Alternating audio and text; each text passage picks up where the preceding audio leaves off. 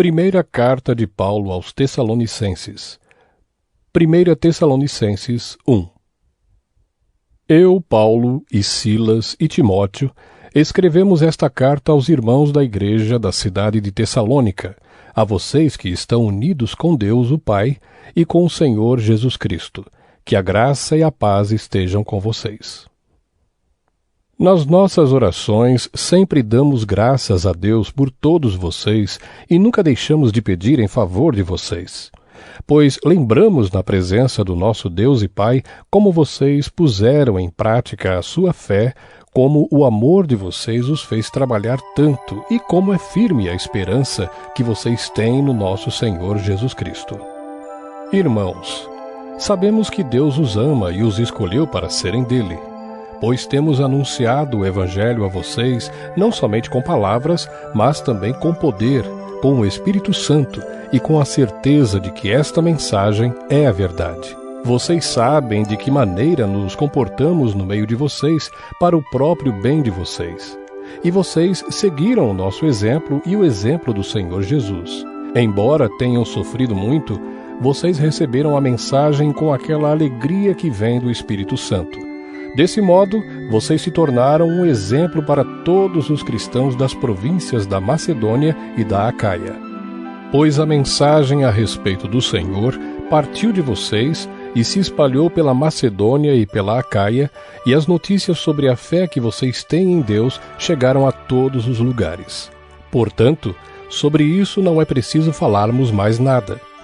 Todas as pessoas desses lugares falam da nossa visita a vocês e contam como vocês nos receberam bem e como vocês deixaram os ídolos para seguir e servir ao Deus vivo e verdadeiro. Elas contam também como vocês estão esperando que Jesus, o Filho de Deus, a quem Deus ressuscitou, volte do céu, esse Jesus que nos salva do castigo divino que está para vir. 1 Tessalonicenses 2. Vocês sabem muito bem, irmãos, que a nossa visita não ficou sem proveito. Sabem também como fomos maltratados e insultados na cidade de Filipos, antes de chegarmos aí em Tessalônica. Fomos muito combatidos, mas o nosso Deus nos deu coragem para anunciar a vocês a boa notícia que vem dele. Aquilo que anunciamos a vocês não se baseia em erros ou em má intenção, e também não tentamos enganar ninguém.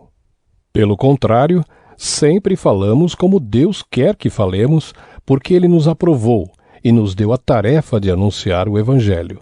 Não queremos agradar as pessoas, mas a Deus, que põe à prova as nossas intenções. Pois vocês sabem muito bem que não usamos palavras bonitas para enganar vocês. Nem procuramos tapear vocês para conseguir dinheiro. Deus é testemunha disso. Nunca procuramos elogios de ninguém, nem de vocês, nem de outros. No entanto, tínhamos o direito de exigir de vocês alguma coisa, por sermos apóstolos de Cristo. Mas quando estivemos com vocês, nós fomos como crianças. Fomos como uma mãe ao cuidar dos seus filhos. Nós os amávamos tanto que gostaríamos de ter dado a vocês não somente a boa notícia que vem de Deus, mas até mesmo a nossa própria vida, como nós os amávamos. Irmãos, vocês com certeza lembram de como trabalhamos e lutamos para ganhar o nosso sustento. Trabalhávamos de dia e de noite a fim de não sermos uma carga para vocês, enquanto anunciávamos a vocês a boa notícia que vem de Deus. Vocês são nossas testemunhas, e Deus também, de que o nosso comportamento entre vocês que creram foi limpo, correto e sem nenhuma falha. Vocês sabem que tratamos cada um como um pai trata os seus filhos. Nós os animamos e aconselhamos para que vocês vivessem de uma maneira que agrade a Deus, que os chama para terem parte no seu reino e na sua glória. E existe outra razão pela qual sempre damos graças a Deus. Quando levamos a vocês a mensagem de Deus, vocês a ouviram e aceitaram. Não a aceitaram como uma mensagem que vem de pessoas, mas como a mensagem que vem de Deus, o que de fato ela é.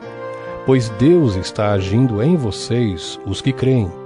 Meus irmãos, O que aconteceu com vocês já havia acontecido também com as igrejas de Deus na Judéia, com o povo dali que pertence a Cristo Jesus. Vocês foram perseguidos pelos seus próprios patrícios do mesmo modo que os cristãos da Judéia foram perseguidos pelos judeus. Foram os judeus que mataram o Senhor Jesus e os profetas e também nos perseguiram. Eles desagradam a Deus e são inimigos de todos. Tentam até nos impedir de anunciarmos a mensagem de salvação aos não-judeus. Com isso, eles completam o total dos pecados que eles têm cometido. Mas agora o castigo de Deus caiu finalmente sobre eles. Irmãos, nós tivemos de nos separar de vocês por algum tempo. Estamos longe dos olhos, mas perto do coração. Sentimos muitas saudades de vocês e gostaríamos de vê-los outra vez. Por isso quisemos ir até aí e fazer uma visita a vocês. Pelo menos eu, Paulo, quis fazer isso mais de uma vez, mas Satanás não nos deixou. Afinal, quando nosso Senhor Jesus vier, vocês e ninguém mais são de modo todo especial a nossa esperança, a nossa alegria e o nosso motivo de satisfação diante dele, pela nossa vitória. Sim, vocês são o nosso orgulho e a nossa alegria. 1 Tessalonicenses 3. Então não pudemos aguentar mais sem ter notícia de vocês. Por isso Silas e eu resolvemos ficar sozinhos em Atenas e enviar a vocês o nosso irmão Timóteo. Ele tem trabalhado conosco no serviço de Deus, anunciando o Evangelho de Cristo. Nós o enviamos para animar e ajudar vocês na fé, a fim de que ninguém fique desanimado por causa das perseguições. Vocês mesmos sabem muito bem que elas fazem parte daquilo que Deus quer para nós, pois quando estávamos com vocês, nós os avisamos que íamos ser perseguidos, e como vocês sabem, isso aconteceu mesmo. Por isso não pude aguentar mais sem ter notícias de vocês, e enviei Timóteo para saber como vai a fé que vocês têm. É que eu tinha medo de que o diabo os tivesse tentado de tal modo que todo o nosso trabalho tivesse ficado inútil. Agora Timóteo já voltou daí, de Tessalônica, e nos trouxe boas notícias a respeito da fé que vocês têm em Deus e do amor que vocês têm uns pelos outros. Ele nos contou que vocês sempre lembram de nós com carinho e que têm tanta vontade de nos ver como nós temos de ver vocês. Assim, irmãos, em todas as nossas dificuldades e sofrimentos, o que nos animou foi a fé que vocês têm. Agora nós nos sentimos com mais vida porque sabemos que vocês continuam a viver firmes por estarem unidos com o Senhor. E assim podemos dar graças a Deus por vocês. Agradecemos a alegria que temos diante do nosso Deus por causa de vocês. Dia e noite pedimos a Ele de todo o coração que nos deixe ir vê-los pessoalmente para podermos completar o que ainda falta na fé que vocês têm.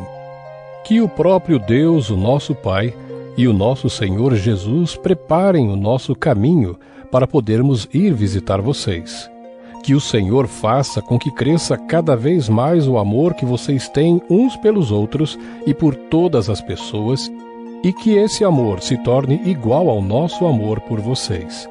Desse modo, Deus dará força ao coração de vocês e vocês serão completamente dedicados a Ele e estarão sem culpa na presença do nosso Deus e Pai, quando nosso Senhor Jesus vier com todos os que são dele. Amém. 1 Tessalonicenses 4. Finalmente, irmãos, vocês aprenderam de nós como devem viver para agradar a Deus, e é assim mesmo que vocês têm vivido. E agora pedimos e aconselhamos em nome do Senhor Jesus que façam ainda mais, pois vocês conhecem os ensinamentos que demos pela autoridade do Senhor Jesus. O que Deus quer de vocês é isto: que sejam completamente dedicados a Ele e que fiquem livres da imoralidade. Que cada um saiba viver com a sua esposa de um modo que agrade a Deus, com todo o respeito e não com paixões sexuais baixas, como fazem os incrédulos, que não conhecem a Deus. Nesse assunto que ninguém prejudique o seu irmão, nem desrespeite os seus direitos. Pois como nós já lhes dissemos e avisamos, o Senhor castigará duramente os que fazem essas coisas. Deus não nos chamou para vivermos na imoralidade, mas para sermos completamente dedicados a Ele. Portanto, quem rejeita esse ensinamento não está rejeitando um ser humano, mas a Deus, que dá a vocês o seu Espírito Santo. Não há necessidade de lhes escrever a respeito do amor pelos irmãos na fé, pois o próprio Deus lhes ensinou que vocês devem amar uns aos outros. Pois é esse o amor que vocês têm mostrado a todos os irmãos que vivem em toda a província da Macedônia. Portanto, meus irmãos, pedimos que façam ainda mais. Procurem viver em paz, tratem dos seus próprios assuntos e vivam do seu próprio trabalho, como já dissemos antes. Assim, aqueles que não são cristãos os respeitarão e vocês não precisarão viver às custas de ninguém. Irmãos, queremos que vocês saibam a verdade a respeito dos que já morreram, para que não fiquem tristes como ficam aqueles que não têm esperança. Nós cremos que Jesus morreu e ressuscitou, e assim cremos também que depois que Jesus vier, Deus o levará de volta e junto com ele levará os que morreram crendo nele. De acordo com o ensinamento do Senhor, afirmamos a vocês o seguinte: nós, os que estivermos vivos no dia da vinda do Senhor, não iremos antes daqueles que já morreram. Porque haverá o grito de comando e a voz do arcanjo e o som da trombeta de Deus, e então o próprio Senhor descerá do céu. Aqueles que morreram crendo em Cristo ressuscitarão primeiro. Então nós, os que estivermos vivos, seremos levados nas nuvens, junto com eles, para nos encontrarmos com o Senhor no ar. E assim ficaremos para sempre com o Senhor. Portanto, animem uns aos outros com essas palavras. 1 Tessalonicenses 5. Irmãos, vocês não precisam que eu lhes escreva a respeito de quando e como essas coisas vão acontecer, pois vocês sabem muito bem que o dia do Senhor virá como um ladrão na calada da noite. Quando as pessoas começarem a dizer tudo está calmo e seguro, então é que de repente a destruição cairá sobre elas. As pessoas não poderão escapar, pois será como uma mulher que está sentindo as dores de parto. Mas vocês, irmãos, não estão na escuridão, e o dia do Senhor não deverá pegá-los como um ladrão que ataca de surpresa. Todos vocês são da luz e do dia. Nós não somos da noite nem da escuridão. Por isso, não vamos ficar dormindo como os outros, mas vamos estar acordados em nosso perfeito juízo.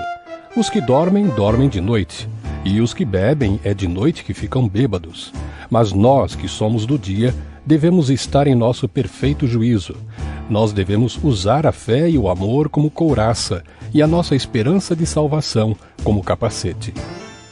Deus não nos escolheu para sofrermos o castigo da sua ira, mas para nos dar a salvação por meio do nosso Senhor Jesus Cristo, que morreu por nós para podermos viver com Ele, tanto se estivermos vivos como se estivermos mortos quando Ele vier. Portanto, animem e ajudem uns aos outros como vocês têm feito até agora. Irmãos, pedimos a vocês que respeitem aqueles que trabalham entre vocês, isto é, aqueles que foram escolhidos pelo Senhor para guiá-los e ensiná-los. Tratem essas pessoas com o maior respeito e amor por causa do trabalho que fazem, e vivam em paz uns com os outros. Pedimos a vocês, irmãos, que aconselhem com firmeza os preguiçosos, deem coragem aos tímidos, ajudem os fracos na fé e tenham paciência com todos. Tomem cuidado para que ninguém pague o mal com o mal. Pelo contrário, procurem em todas as ocasiões fazer o bem uns aos outros e também aos que não são irmãos na fé. Estejam sempre alegres, orem sempre e sejam agradecidos a Deus em todas as ocasiões. Isso é o que Deus quer de vocês por estarem unidos com Cristo Jesus. Não atrapalhem a ação do Espírito Santo, não desprezem as profecias, examinem tudo, fiquem com o que é bom e evitem todo tipo de mal. Que Deus, que nos dá a paz, faça com que vocês sejam completamente dedicados a Ele, e que Ele conserve o espírito, a alma e o corpo de vocês livres de toda mancha, para o dia em que vier o nosso Senhor Jesus Cristo. Aquele que os chama é fiel e fará isso. Irmãos, lembrem de nós nas suas orações.